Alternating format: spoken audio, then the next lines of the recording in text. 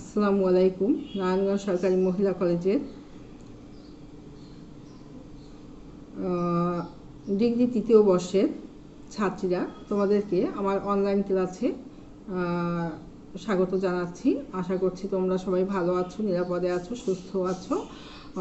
আমি তোমাদের গত ক্লাসে আমার পরিচয়টা দেওয়া হয়নি। আমি সাজেদা সুলতানা, সহকারী অধ্যাপক, ইসলামী ইতিহাস ও সংস্কৃতি, নারায়ণগঞ্জ সরকারি মহিলা কলেজ। আমি গত ক্লাসে তোমাদের আধুনিক ইউরোপের ইতিহাস দিয়ে শুরু করেছিলাম। সেখানে আধুনিক ইউরোপের যে দেশগুলো আছে সে সম্পর্কে তোমাদের সাথে আলোচনা করেছিলাম এবং ইউরোপের ফরাসি বিপ্লবের পূর্বে ইউরোপের যে রাজনৈতিক অবস্থা ছিল সে সম্পর্কে আমি আলোচনা করেছিলাম। আজ আমি তোমাদের সাথে ফরাসি বিপ্লবের পূর্বে ইউরোপের যে সামাজিক অবস্থা, অর্থনৈতিক অবস্থা ছিল সে আলোচনার চেষ্টা করব। তো চলো আমরা আলোচনা শুরু করি।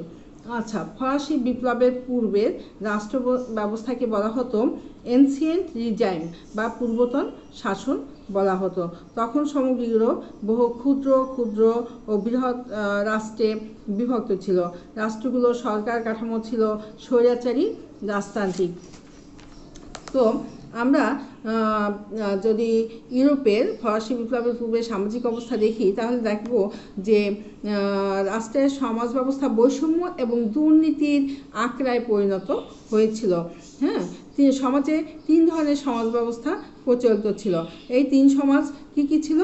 একটা হচ্ছে যাজক সম্প্রদায়, আরেকটা হচ্ছে অভিজাত সম্প্রদায় এবং আরেকটা হচ্ছে তৃতীয় সম্প্রদায়। আমরা পর্যায়ক্রমে এই যে তিনটা সম্প্রদায়ের কথা বললাম, যে যাজক সম্প্রদায়, অভিজাত শ্রেণী এবং তৃতীয় শ্রেণী, এদের সামাজিক অবস্থা কেমন ছিল, কী ধরনের সুযোগ সুবিধা তারা ভোগ করত সে সম্পর্কে আমরা আলোচনা করার চেষ্টা করব।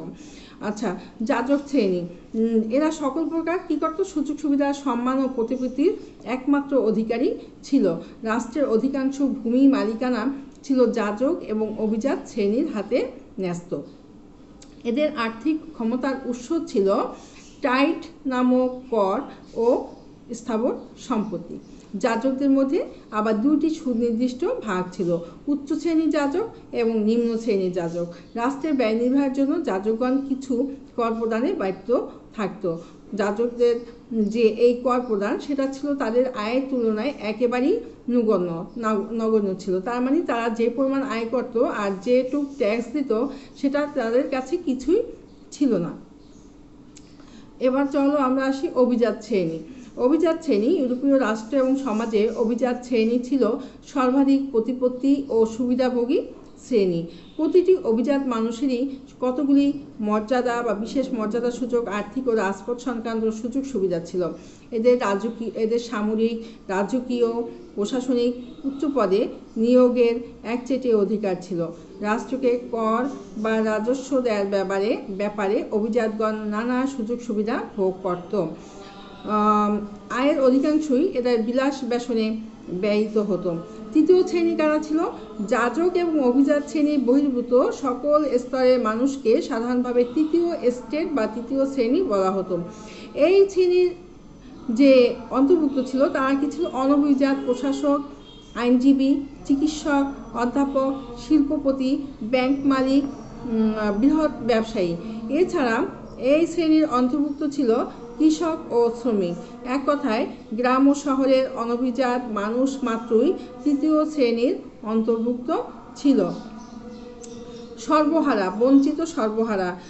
ফরাসি বিপ্লবের পূর্বে বঞ্চিত সর্বহারা ছিল সবচেয়ে বেশি নিগৃহীত। সর্বহারা যার মানে তাদের কিছুই নেই, মাঠে, কলকারখানায় এবং সর্বত্রই তাদের কাজে যোগান দিতে হতো, কিন্তু সব কিছুর ভোক্তা ছিল অভিজাত শ্রেণী। অত্যাচার ও নিষ্পেষণের শিকার ছিল এই সর্বহারা দল এবং এই ভয়াবহ অবস্থা থেকে বাঁচার জন্য তারা ছিল উদ্গ্রীব। তারা একটা উপায় খুঁজতেছিল যে এই অবস্থা থেকে কিভাবে তারা মুক্তি পেতে পারে। তারপরে হচ্ছে তৃতীয় শ্রেণীর অধিকারহীন। অন্যদিকে তৃতীয় শ্রেণী ছিল রাজনৈতিক, সামাজিক এবং অর্থনৈতিক জীবনে অধিকারচ্যুত সাধারণ মানুষ। অপমান, লাঞ্ছনা এবং দুঃখ দুর্দশা ছিল তাদের ভাগ্যের লিখন। তারা এটা মেনে নিয়েছিল যে এটা তাদের ভাগ্যেই আছে। প্রথম দুই শ্রেণীর সুযোগ সুবিধা। অভিজাত মহল শুধু ভোটাধিকার করার সুযোগ পেত, তারাই প্রকৃত স্বাধীনতা ভোগ করত এবং তারা করের বোঝা হতে অব্যাহতি লাভ করেছিল বা নির্ধারিত কর ফাঁকি দিত। ফরাসি বিপ্লবের পূর্বে ফ্রান্সের সামাজিক অবস্থা ছিল অভিজাত, যাজক ও তৃতীয় শ্রেণীর জনসাধারণে বিভক্ত। সুতরাং দেখা যায় যে যারা সকল সুবিধা ভোগ করত তারা কোনো কর দিত না, আর যারা কর দিত তারা সুযোগ সুবিধা থেকে বঞ্চিত ছিল। ফলে কি হলো? ফলে জনগণ ফুঁসে উঠল এবং ফলে বিপ্লব সংঘটিত হওয়া একেবারে অবশ্যম্ভাবী ছিল। এবার চলো আমরা আসি ইউরোপের সামাজিক অবস্থা আলোচনা করলাম। অর্থনৈতিক অবস্থা কী ছিল? রাজনৈতিক অবস্থা যখন অচল অবস্থা, সামাজিক ক্ষেত্রে যখন অচল অবস্থা, তখন অর্থনৈতিক ক্ষেত্রেও যে খুব ভালো অবস্থা ছিল তা কিন্তু নয়। গিল্ড প্রথার প্রচলন। গিল্ড প্রথা কি?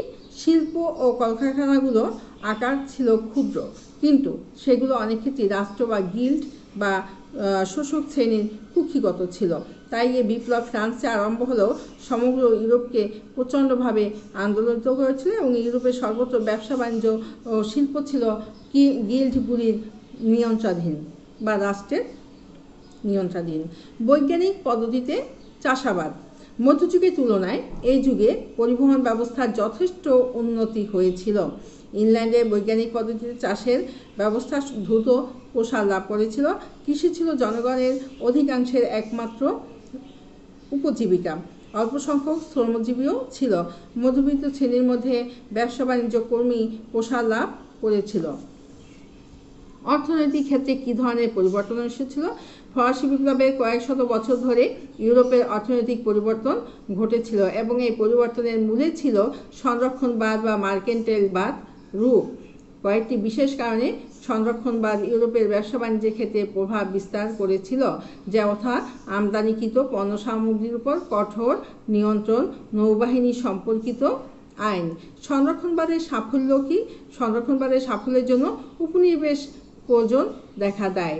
উপনিবেশগুলোকে শোষণ করে মাতৃভূমির সম্পদ বৃদ্ধি করার ধারণা ক্রমেই শক্তিশালী হয়ে ওঠে। সমগ্র অষ্টাদশ শতকে ইউরোপীয় দেশগুলির মধ্যে বাণিজ্যিক এবং ঔপনিবেশিক প্রতিযোগিতা প্রচণ্ড রূপ বা উৎকট রূপ ধারণ করে। লবণ ও স্থানীয় কর। ফরাসি বিপ্লবের পূর্বে সরকার কর্তৃক প্রবর্তিত লবণ কর ছিল সেখানকার সবচেয়ে ঘৃণ্য ব্যবস্থা। সরকার নিজে লবণ ব্যবস্থা নিয়ন্ত্রণ করত এবং প্রত্যেক লোককে কমপক্ষে 7 পাউন্ড লবণ ক্রয়ে বাধ্য করা হতো। এছাড়াও স্থানীয় অনেক কর ব্যবস্থা আরোপ করা হতো যা জনগণকে অতিষ্ঠ করে তোলে। অভিজাত শ্রেণীর বিলাস ব্যসন। এই যে একেবারে শ্রমজীবী মানুষ যে টাকা পয়সা তারা যে শ্রম দিত সেই শ্রমের সুফল ভোগ করত কারা? অভিজাত শ্রেণী। বিলাস ব্যসন এবং জাঁকজমকপূর্ণ জীবনযাত্রা নির্বাহের অধিকার ছিল একমাত্র অভিজাত শ্রেণীর। তারা ভোগবিলাসে অধিক অর্থ ব্যয় করতে থাকে, ফলে রাজকোষ শূন্য হয়ে যায়। অর্থ সংকটের কারণে ইউরোপীয় রাষ্ট্রসমূহ বিভিন্ন রাষ্ট্র থেকে সাহায্য গ্রহণ করতে বাধ্য হয়। তবে ইংল্যান্ড বৈজ্ঞানিক পদ্ধতিতে চাষের ব্যবস্থা প্রচলিত থাকে, সেখানে অর্থ সংকট দেখা দিতে পারেনি। অর্থনৈতিক ব্যবস্থার চরম দুর্দশা, মানে অর্থনৈতিক মেরুদণ্ড যে সেটা ভেঙে পড়ে। তৎকালীন ইউরোপ সমাজে অর্থনৈতিক ব্যবস্থার চরম দুর্দশা দেখা দিয়েছিল। সমাজে নিম্নস্তরের জনগণের এমনিতেই কোনো আয়ের পথ ছিল না, তদুপরি তাদের সর্বরক্ষা কর প্রদান করতে হতো এবং তাই নয়, তারা চরম লাঞ্ছনা এবং অপমানের মধ্যে জীবনযাপন করত। ফরাসি বিপ্লবের প্রাককালে প্রায় সমগ্র ইউরোপে রাজনৈতিক বিশৃঙ্খলা, সামাজিক বৈষম্য, অর্থনৈতিক দুর্বলতা, ধর্মীয় অনৈক্য বিরাজ করত, যা দেশকে একটি প্রচণ্ড বিস্ফোরণের দিকে ঠেলে দেয়। তাই স্বাভাবিকভাবেই এসব অনাচারের প্রতিক্রিয়াস্বরূপ সমগ্র ইউরোপে একটি বিপ্লবের ঘণ্টাধ্বনি বেজে ওঠে, যা ইতিহাসে ফরাসি বিপ্লবেরই নামে সূচিত হয়। তো এই হচ্ছে ফরাসি বিপ্লবের পূর্বে ইউরোপের রাজনৈতিক অবস্থা, সামাজিক অবস্থা এবং ধর্মীয় অবস্থা। ছাত্রীরা তোমরা ভালো থাকো, সুস্থ থাকো। আজকে এ পর্যন্তই। আগামী ক্লাসে আমি তোমাদের নতুন একটা টপিকস নিয়ে বা নতুন একটা বিষয় তোমাদের সাথে আলোচনা করব। সেই পর্যন্ত তোমরা ভালো থাকো। আল্লাহ হাফেজ।